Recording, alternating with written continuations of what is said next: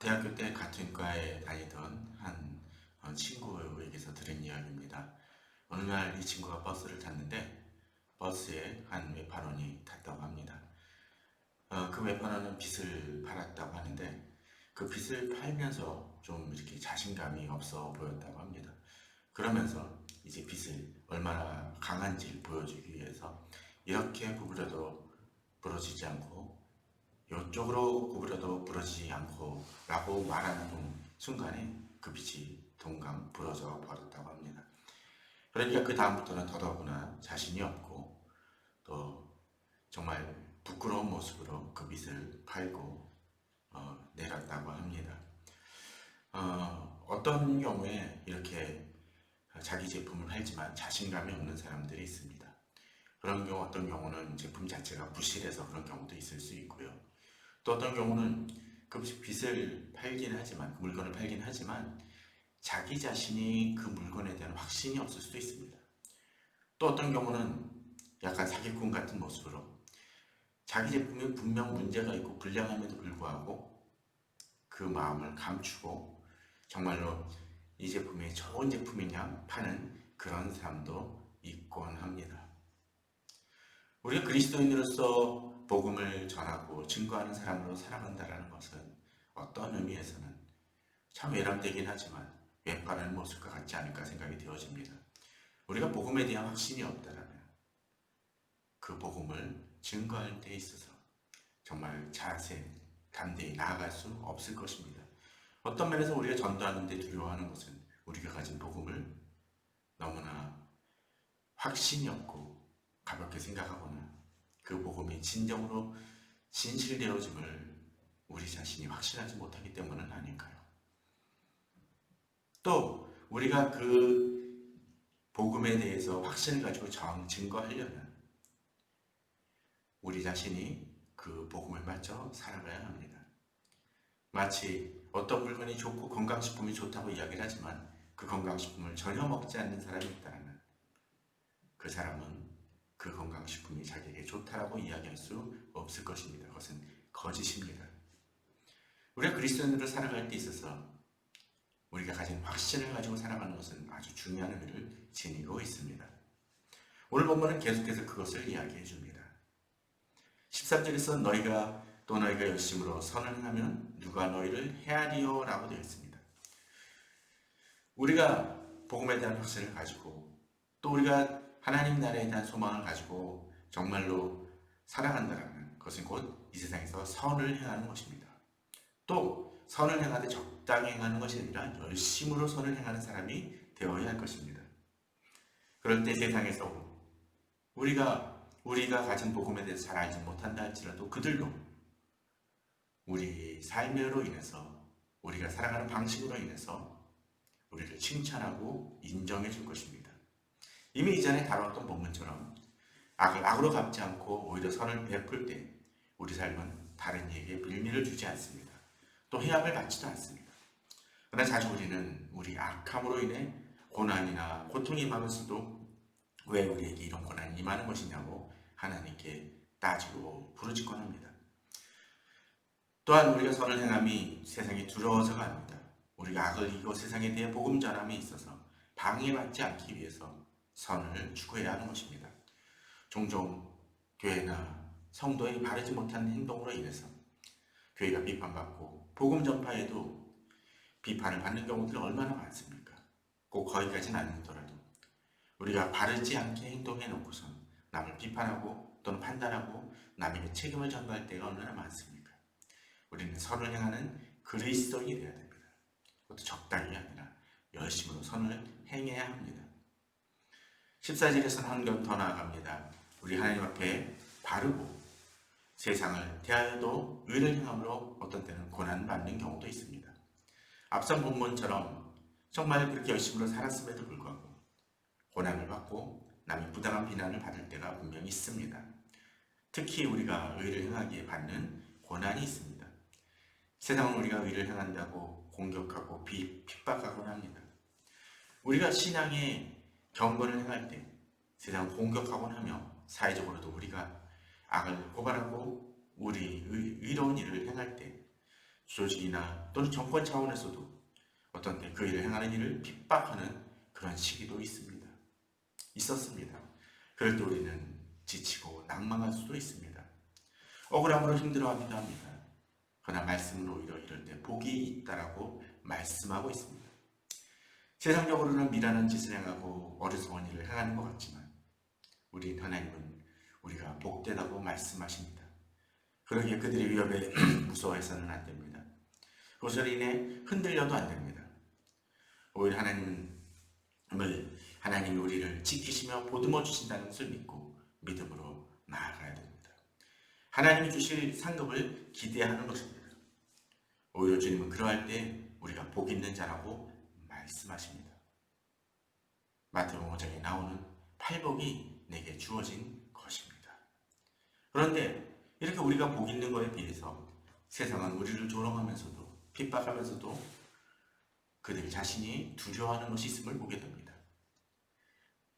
세상이 그럴 수밖에 없는 것은 기준이 다르기 때문입니다. 가치가 다르기 때문입니다. 그들은 권력이나 사람, 어떤 때는 존재조차 하지 않는 상상의 것을 두려워하기도 합니다. 그런데 본문은 세상이 두려워하는 것을 우리 신자들은 두려워하지 말라고 말씀합니다. 더 이상 세상 사람들이 두려워하는 것이 우리에게 두려움이 될 수 없기 때문입니다. 우리는 다른 가치 속에서 살아갑니다. 그들이 두려워하는 것의 실체를, 그 허무함과 허상을 알기 때문에 우리는 세상이 두려워하는 것이 내게 두려움의 존재가 될 수 없음을 압니다. 비록 우리가 고난을 받고 지금 당장 억울하다 하더라도 우리가 세상과는 다른 관점으로 바라볼 때 우리의 문제는 달라지게 됩니다. 그런데 우리가 이렇게 세상과 다르게 살아가야 되는 이유가 무엇입니까? 이제 15절에서 이 부분에 대해서 좀 더 명확히 얘기해 줍니다. 우리가 이렇게 다르게 살아가는 이유 중에 하나는 먼저 우리 마음에 그리스도를 주로 삼아 거룩하게 하는 그 삶을 살아가려고 힘쓰기 때문입니다. 세상의 마음속에 둔 것과 달리 우리는 예수 그리스도를 주로 삼아서 내 중심에 둡니다.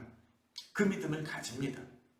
내 생각을 지우고 내 사고방식을 지우며 주님이 나의 중심이 되어지는 것을 가지고 살아갑니다.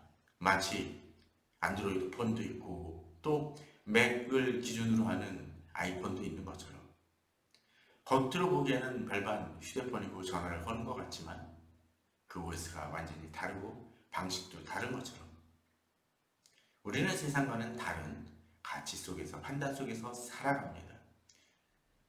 우리는 예수 그리스도라는 그분을 OS처럼, 오퍼레이팅 시스템으로 가지고 살아가는 것입니다.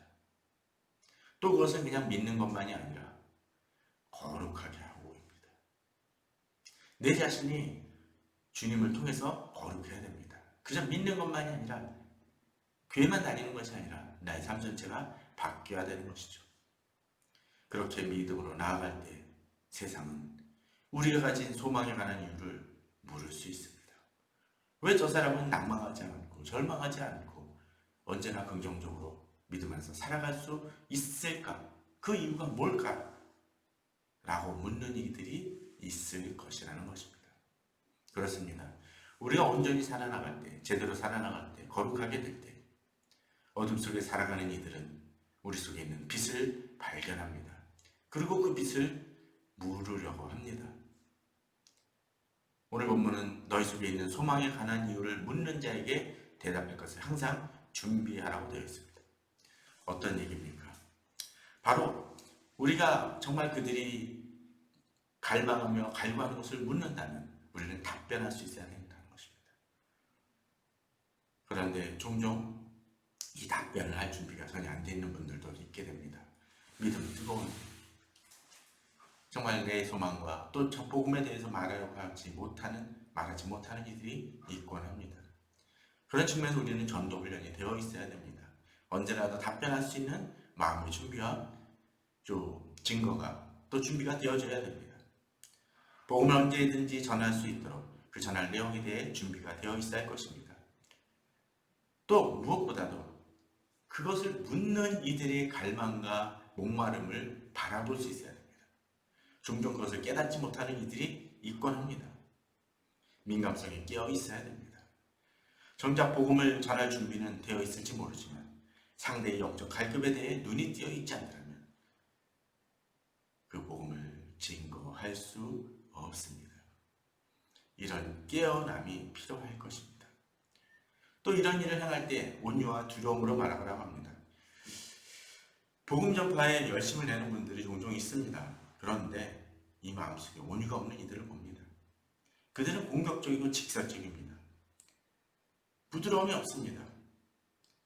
온유하지 못할 때 상대의 연약함이나 그들의 필요를 볼 수 없을 때가 있습니다.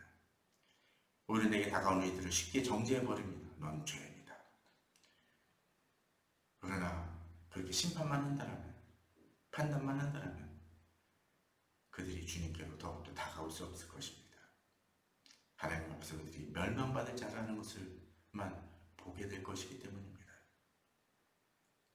진정으로 그들의 필요를 바라보고 온유와 두려움으로써 마치 가난아기를, 방금 태어난 아기를 돌보는 그 간호사나 엄마처럼 그런 마음이 없다면, 돌봄이 없다면 우리는 그들을 주께로 이끌지 못할 것입니다. 또 이런 일들을 위해서 우리가 선한 양심을 가지라고 16절에서 이야기합니다. 상대의 부당하고 이유 없는 비방과 비난 속에서도 우리의 양심을 지키며 선함을 드러낼 때 우리를 비난하던 이들도 16절에 이야기하는 것처럼 그들은 부끄러움을 당하게 됩니다. 그들이 악한 행동으로 인해서 부끄러움을 당합니다. 그런데 여기서 정말 우리가 중요히 여겨야 될 것이 선한 양심입니다. 어쩌면 어떤 분들은 이렇게 얘기할지 모릅니다. 양심은 양심이지 선한 양심이 뭐냐라는 거죠. 선하지 않은 양심도 있을까요? 있는 것 같습니다. 같은 이야기와 문제를 이야기하면서 그 기준이 다른 이들이 있습니다. 자신이 옳다고 하는 이들 중에서 그 기준이 다르기 때문에 자신의 문제와 죄악과 문제를 다르게 해석합니다. 양심이 바르지 않고 선하지 않기 때문에 그렇습니다. 자신의 악을 합리화합니다. 자신이 저지른 짓을 발뺌합니다. 심지어는 기독교인들 중에도 양심이 다르기에, 양심이 선하지 않기에 자신의 악을 합리화하고 하나님의 말씀이 분명히 이야기함에도 불구하고 그것을 거부하고 자기 생각을 고집하는 이들이 있습니다. 하나님 안에서 선한 양심을 가지고 행할 때 우리 안에 선한 선행을 세상도 비판할 수 없습니다. 그러나 우리가 악을 행하고 양심이 바르지 못하다면 아무리 우리가 복음을 이야기해도 소망이 가난 이유를 묻는 이들에게 설득력이 없고 또 그런 질문을 느낄 가치를 우리에게서 발견하지 못할 것입니다. 진정으로 하나님은 17절에 나온 것처럼 선을 행함으로 고난받는 것이 하나님의 뜻이라고 얘기합니다. 악을 행함으로 고난을 받는 것도 그 현상적인 측면에서는 선을 행함으로 고난받는 것과 별반 다르지 않을지 모릅니다. 그러나 하나님 안에서는 다릅니다. 하나님 어떻게 이 문제를 바라보실 것인지를 깨달아야 됩니다. 그런데 우리가 지난주에 보았던 것처럼 이렇게 선을 행함으로 고난받을 우리 모습처럼 이미 예수 그리스도는 우리에게 그 본을 보이셨습니다. 진정으로 주님은 죽을 이유가 전혀 없음에도 불구하고 죽음을 당하시는 것도 감수하셨습니다. 예수는 왜 그렇습니까? 18절에 단번에 죄를 위하여 죽으사라는 그 표현처럼 우리의 죄를 짊어지시기 위함이었습니다. 그리고 그러한 것들을 통해서 우리들 같이 불의한 자를 하나님 앞으로 인도하려 하시기 위함이었습니다. 주님은 이 모든 고난을 감수하시며 달려가셨습니다. 그러기에 우리도 그 주님을 내 사랑에 힘입어 이렇게 선을 행함으로 고난받는 것도 감사하고 또 복음에 대해 듣기를 원하는 이들에게 복음을 증거할 준비가 되어 있어야 한다는 것입니다. 오늘 본문을 보면 20절에 그런 얘기가 등장을 합니다. 그들은 자는 곧 노아의 날 방주를 준비할 동안에 하나님 오래 참고 기다리실 때 복종하지 않는 자들이야. 방주에서 물로 말미암아 구원을 얻은 자가 몇 명뿐이니 겨우 8명이라고 되어 있습니다. 무슨 얘기입니까? 노아는 120년 동안 방주를 지었다고 주장이 되어집니다. 그런데 그 방주를 그 120년 동안 지었음에도 불구하고 정작 그 방주에 올랐다 구원을 받은 사람은 8명 뿐입니다. 이 세상에도 복음이 전파되어집니다. 선포되어지고 이제 그 복음을 증거하기 위해서 많은 사람들이 힘씁니다. 그런데 어쩌면 마지막 때 정말 방주에 8명밖에 타지 못했던 것처럼 어쩌면 우리들 이 세상에도 정말로 그 방주에 타는 마지막 주 앞에 정말 상급을 받고 주의 나라에 거할 사람은 극히 드물지 모릅니다. 우리가 어떤 모습인지를 봐야 됩니다. 또 정말로 방주에 못 타서 죽어가는 영혼들이 있었던 것처럼 그런 일이 발생하지 않도록 우리가 복음을 증거해야 될 일도 여기에 있습니다. 진정으로 그 마음으로 내 주변의 이들을 위해 돌아보고 그들에게 복음을 증거하는 우리가 되길 바랍니다. 그러기 위해서 우리 삶을 돌아보고 또 그 복음에 대해서 우리가 먼저 깨닫고 배워나감을 통해서 진정으로 누구가 묻더라도 그들의 필요를 바라보고 복음을 증거할 수 있는 우리가 되기를 소원합니다. 그러한 마음으로 나아가시는 성도님들 되시기를 주님의 이름으로 축원합니다. 감사합니다.